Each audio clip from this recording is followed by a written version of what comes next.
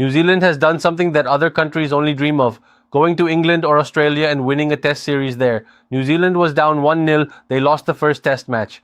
After that, they won the next two test matches against England and became the first team to win a test series in England after being behind in the series. So you were down in the series, then made a comeback, and you could say that whatever internal issues or weaknesses England had.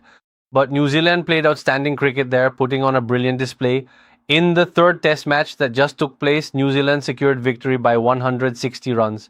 Batting first in the first innings, New Zealand scored 438 runs. After that, the England team was bowled out for 354 runs, so they got a lead of about 84 or 85 runs. Then New Zealand scored 288 runs and declared their innings, setting a target of around 372 or 373 runs for England.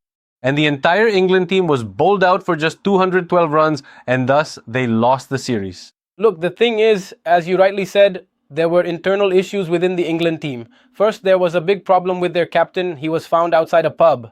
As far as I know, from what I've read, he had no intention of retiring during the series. Suddenly, in this match, he announced his retirement. He addressed his players in the dressing room, sat down with them, and told them he was leaving. Now, Ben Stokes is a great all-rounder. Right now, he's one of the biggest all-rounders, but also the most controversial. He's been in trouble before too. Yes, previously, he hit someone outside a club, and I think he's also had a drunken drive case against him. Along with that, now this incident has happened with him outside the pub. However, many players have supported him, and I also say that whenever we've seen Jacques Kallis, we've seen Abdul Razak, we've seen this...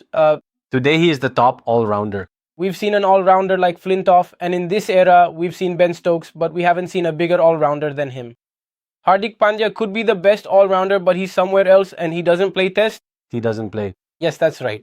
He's won his team the T20 World Cup in all three formats, won them the 2019 World Cup in ODIs, and in Tests, he's single-handedly won matches even in high-pressure games. He can carry 9 players. Hardik Pandya isn't even close because he won't play. He only, and even in ODIs, he's not that good. His good performances are only in T20s, in ODIs and Tests. In Tests, they don't even play him. He doesn't play at all. He's not even capable. So there's really no comparison. England is facing a big loss. He should retire. Look, this series is being considered a historic one in terms of the history of world cricket. So there are big names. By playing this series, they ended their careers. Among them, Kane Williamson and then Ben Stokes, 2 big names. Both teams have lost them. Although people were expecting that Joe Root would announce he's leaving too, but he didn't. Still, I feel Stokes retired a bit early. I feel like it was a bit hasty. It could also be that he was under some pressure, or maybe he was being punished for something. It was being said that he was being removed from captaincy, and he was told that after the first test, because of his controversy, since the English Cricket Board, no matter what it does with others, is very strict when it comes to its own matters, it was being said that they were going to remove him from captaincy. So Ben Stokes insisted, saying, "Let me continue as captain." However, for such a great player, things did not end well. The ending was not good, even though Ben Stokes is one of the greats of world cricket, and he had much cricket left. Yes, this test, he could have played the 2027 or even the 2028 World Cup. He could have won matches for the team. However, from a mental standpoint, his focus was slightly out of sync. He himself was struggling to keep up, and his mind was somewhere else. And I really don't understand. Joe Root won't become captain again since he's already been captain. So who will be England's next captain, especially in Test cricket? Because in Test cricket, it could be Harry Brook. He's one of the options because he plays all 3 formats, and his performance has also been good.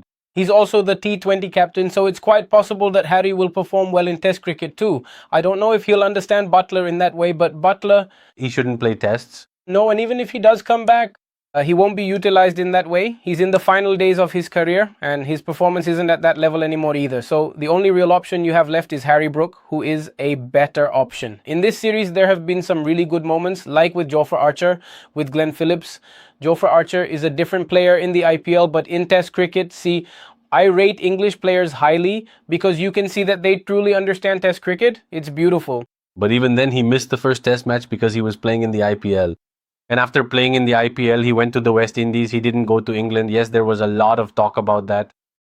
Mark Butcher also talked about it, and so did Nasser Hussain. And then even the England Cricket Board's chairperson or chairman said that when he was injured, we helped him a lot with his rehab and everything, so he should have come. So he had to face a lot of criticism. And I guess this cricket criticism was justified as well. Is along with this, This series has ended, and I think that along with big records, there were some outstanding performances. For New Zealand, winning such an important series in England and then going and winning in New Zealand and Australia is a huge achievement. This makes me really love it because it's highly underrated.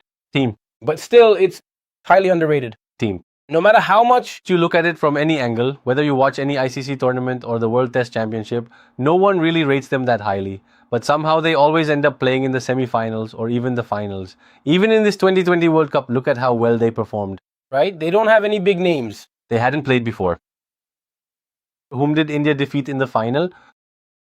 New Zealand, They made it to the final. New Zealand came. So somehow they always manage to make a place for themselves. All right, so this is that team which doesn't have any big names. They don't have a Virat Kohli, they don't have a Rohit Sharma, they don't have a Babar Azam, they don't have a Joe Root. But in every era, they've produced some players. There was the great McCullum, then Kane Williamson came along. They've always had one or two such players, although it's not that they haven't produced great players. They have. Players like Daniel Vittori, Jesse Ryder, and one of the fastest bowlers, Shane Bond, came from here, as well as players like Blair. But still, they don't have that star culture within them. That thing just isn't there in them, because if you look at someone like Glenn Phillips, Even looking at Kane Williamson, a great batsman and so humble. just look at their 2020 captain Mitchell Santner. On his Instagram, it says part-time cricketer, full-time golfer. So you can see their mentality. They haven't made such a big deal out of it like in Asia or other countries. For them, cricket is just, Normal. in Asia, in this whole Red Sea, it's followed almost religiously, but for them, it's just a normal thing. It's different. Even in football, despite having a good team, they didn't perform particularly well this time. But in the same way, the arrangement of this series is also Small country, but they excel at rugby, even winning the World Cup. August, 50 lakh or 5 crore hour. 50 lakh people, and they're doing well in football too. Qualifying, man, even having talented people qualifying for the World Cup is a big deal because it's very difficult. What is the route to qualify for the World Cup? After all, Congress to New Zealand has won a tremendous series. There have been some outstanding performances.